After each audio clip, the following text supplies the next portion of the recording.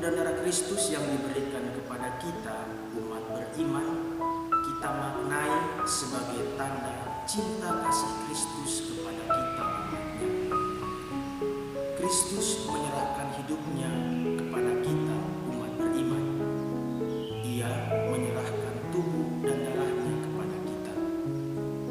Dan itu kita terima dalam perayaan Ekaristi saat kita menyambut komunion.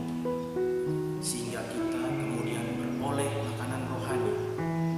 Kita yang menyantapnya memperoleh keselamatan. Melalui hari raya tubuh dan darah Kristus, kita umat beriman juga diajak untuk menerima tawaran keselamatan dari Kristus sendiri.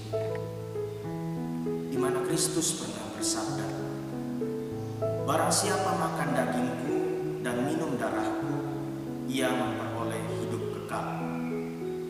Kristus adalah roti hidup yang turun dari surga. Barang siapa makan dagingnya dan minum darahnya akan memperoleh hidup kekal. Umat beriman akan memperoleh keselamatan. Maka melalui hari raya ini kita dituntut untuk memiliki keterbukaan hati. Keterbukaan hati dalam menerima tawaran keselamatan dari Allah melalui putranya Tuhan kita Yesus Kristus. Bacaan yang kita dengarkan pada hari ini secara khusus pada bacaan Injil mengisahkan tentang Yesus Kristus yang memberi makan 5.000 orang, di mana pada saat itu Yesus berkata kepada para murid, "Kamu harus memberi mereka makan." Dari kisah ini dapat juga dilihat keraguan dari para murid. Mereka pada saat itu hanya memiliki 5 roti dan 2 ikan. Dan melihat hal itu, Yesus lalu melakukan mujizatnya. Ia mengambil 5 roti dan 2 ikan itu, mengucap berkat, lalu membagi-bagi roti dan ikan tersebut kepada para murid, supaya dibagikan kepada orang-orang banyak itu. Lalu mereka makan sampai kenyang, dan bahkan roti dan ikan tersebut masih lebih 12 bakul. Dari kisah yang terdapat dalam bacaan Injil yang baru saja kita dengarkan tadi, terdapat kata kunci yakni berkat. Kristus mengucap berkat, sehingga berkat ini kemudian membuat roti dan ikan menjadi banyak.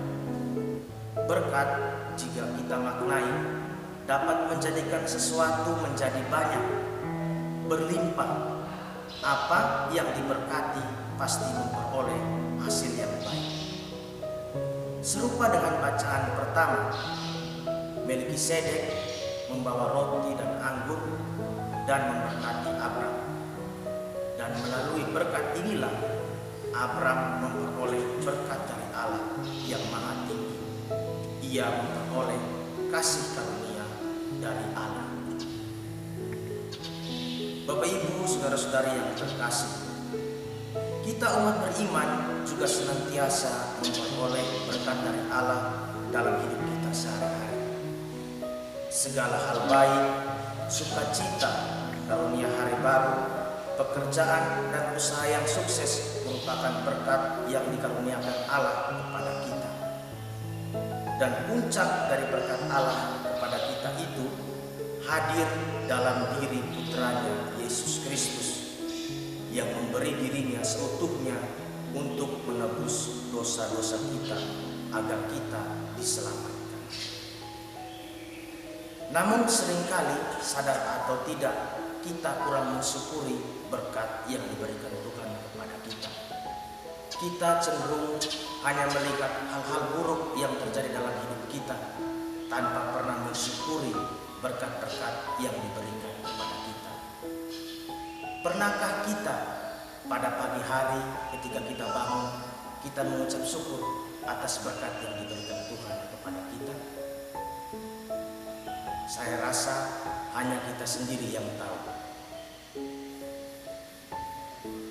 Kita umat beriman yang telah menerima berkat dari Tuhan selayaknya dan sepantasnya harus mensyukuri itu. Berkat yang telah kita terima tidak boleh hanya menjadi milik kita sendiri. Harus kita bagikan kepada orang lain. Sama seperti Yesus yang telah memberkati 5 roti dan 2 ikan. 5 roti dan 2 ikan ini kemudian menjadi banyak, menjadi berlimpah, dan itu semua kemudian dibagikan oleh para murid kepada orang-orang banyak, sehingga mereka bisa makan dengan penuh dan beroleh berlimpah makanan, beroleh berlimpah berkat dari Tuhan. Kita yang menerima berkat dari Tuhan, yang senantiasa menerima berkat darinya, hendaknya harus selalu bersyukur atas berkat itu. Dan wujud nyata rasa syukur kita itu ialah dengan membagi-bagikan berkat-berkat itu kepada sesama. Kalau kita memperoleh hal-hal baik dalam hidup kita, memperoleh berkat dari Tuhan, pernahkah kita mengingat siapa saja yang kekurangan, siapa saja yang belum memperoleh berkat dari Tuhan? Bacaan Injil pada hari ini dan bacaan pertama seharusnya menyadarkan kita bahwa segala berkat yang telah kita terima dari Tuhan harus kita syukuri. Dan sebagai wujud nyata rasa syukur itu ialah dengan membagikan berkat yang kita terima dari Allah kepada sesama. Amin.